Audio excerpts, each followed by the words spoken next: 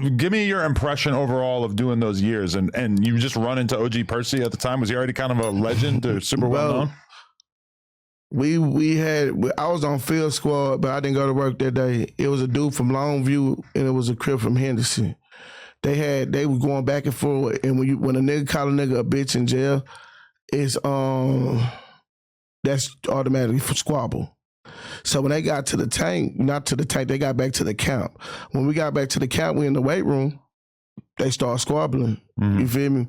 When they start squabbling, bro, the crib got the best of the blood, you know what I'm saying? And he hit him while he was down, and the Bloods wanted to squabble. Like they wanted to squabble, they call a violation. Mm-hmm. We ended up violating the little homie from Henderson. They chose for the Houston court to do it. It was me and the dude from Fifth Ward who did it, but we felt played. So somehow, some way, it got to Percy in the building. You feel me? That's the first time I ever heard Percy. I'm on the camp, Percy's on the unit. You feel what I'm saying? So when they said, yeah, Percy came back and said he didn't like that, and whatever nigga violate him, you know what I'm saying, get that issue. Nobody got that issue. Percy don't get mad, Percy, bro. I'm not dissing you, bro. Mm-hmm. But nobody got the issue because it was done.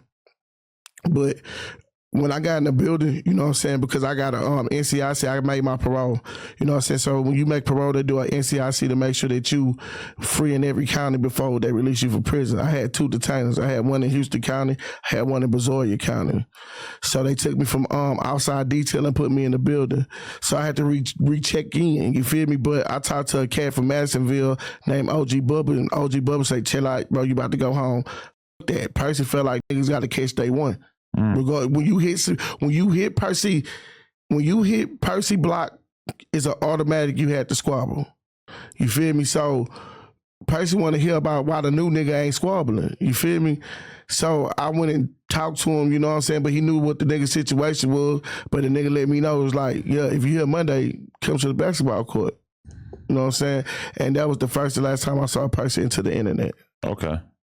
So, but would you say that OG Percy was regarded with a shitload of respect at that time? Yes. Okay. Yes, everybody respected. It was a dude from his city that respected OG Percy. Why you haven't interviewed OG Percy yet? I think he just couldn't figure out how to get on a plane, or he wanted more money than we were willing to give him or something. I ain't asked all that, man.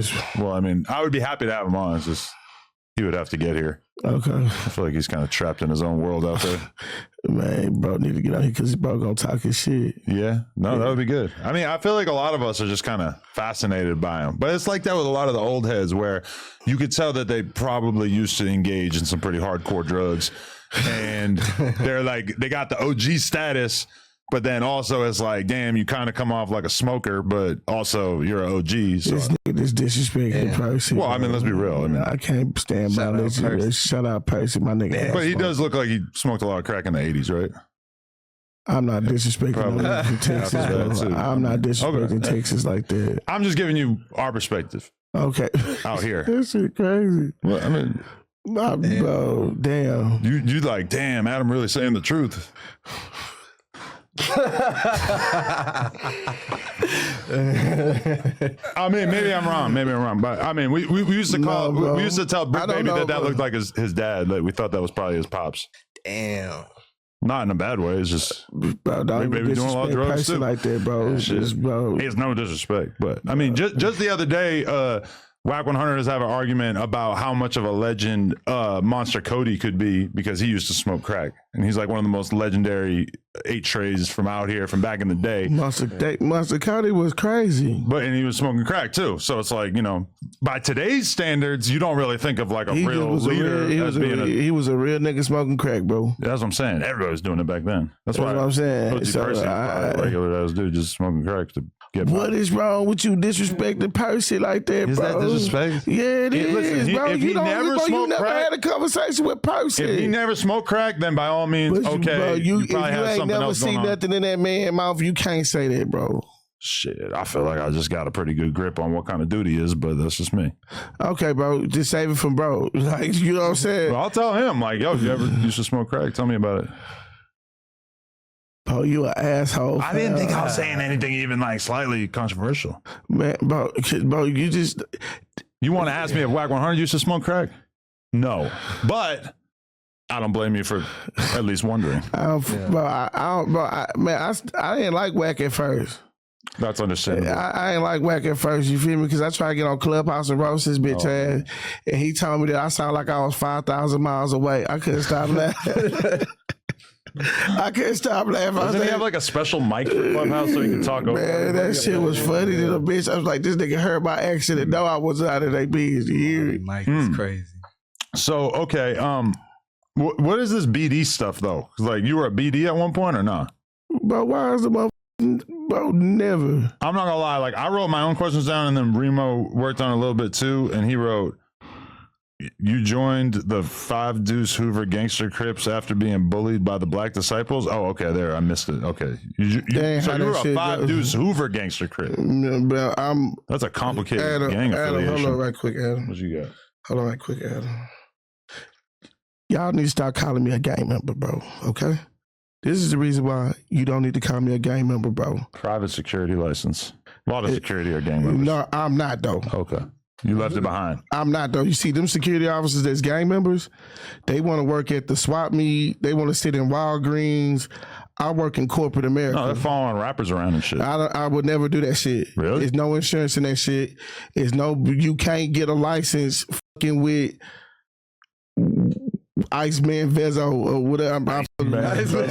Whatever his name, bro. Like whatever. Rick Ross security got it the worst. Iceman. Like whatever his name is, you feel me? Icewear. Look, Iceman sounds kind of more like a regular rap name. You know what I'm saying? Honest, but I'm not about to follow them. Okay. They're not gonna pay for no insurance. They're not gonna pay if I die. But so you were still cripping the whole time that you were locked up, and then you kind of put it aside when you got out? Yes. Okay.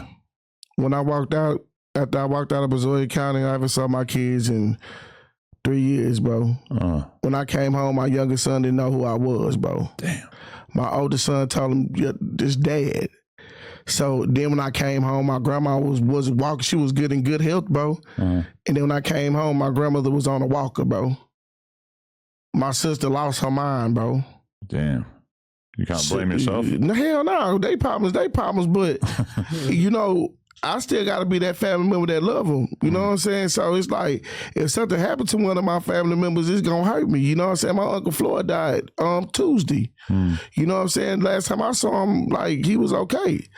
So it's like, you never know what's going to happen with your family. So it is what it is. No, that's real. Okay, so you just completely changed your life at that point? Like, and what year is that you're talking about? Because that was 2012. 2012, you get out, you decide to change your life. What do you start getting into? You get into security right away? Or No, I was working. Okay. I did trash work. I did working at McDonald's, started back scamming. I started back scamming. And you were a lot better at it at this point, I guess? Yes. So? You figured out the whole game. You didn't have to go work for somebody? I was my own leader. Yes. How many years were you doing that for? Next question. Oh, so you're still doing it? Next question. Were you very successful for a period of time? Yes. Okay. You asked me how much I made. Sure, yeah. And I don't have nothing, like $1 million. $1 million, wow. And I don't have nothing to show for it. Really? What you spend it on? Bitches. Drink? No, I don't do all. Never into that? I don't drink alcohol. I barely smoke weed, bro. I can't even drink a wine cooler, bro. Really? Wow. I don't do drink at all. I got fat off of love, bro. Yeah. It's tough being fat when you don't have a drug to blame it on. That's crazy. No, bro, shit, I'd rather be fat before I be skinny. Really? I don't want to look like a fucking crackhead. That's what my grandma said when I was skinny. She said, get some weight, boy. So I've been fat. Fat show wealth. Fatter you are, the younger you're going to die. That's bullshit. Generally speaking, you carrying around all that weight, it's tough on your body. That's bullshit, bro. Really? That's bullshit. You don't see a lot of like elderly obese people. You gonna die, bro. Yes, it is. We just saw a couple in the airport. Maybe here and there, but I mean, by the time you get to 80, shit, you better not be Man, a fat who want to ass, be you gonna alive when die. they 80? Huh? Who want to be alive when they 80? You can still do some good stuff when you're 80. Man, I'm trying to be out of here, bro. I'm gonna catch up on all the Netflix shit that I missed while I was busy in my 40s. Man, you gonna fall asleep and drool. Okay, so you just saw the clip, but did you know that you can watch this entire interview right now before it's released to the public, uncensored, by becoming a member for just $5 a month, and there's a lot of other crazy benefits as well. So make sure you hit the link down in the description and sign up. Appreciate y'all.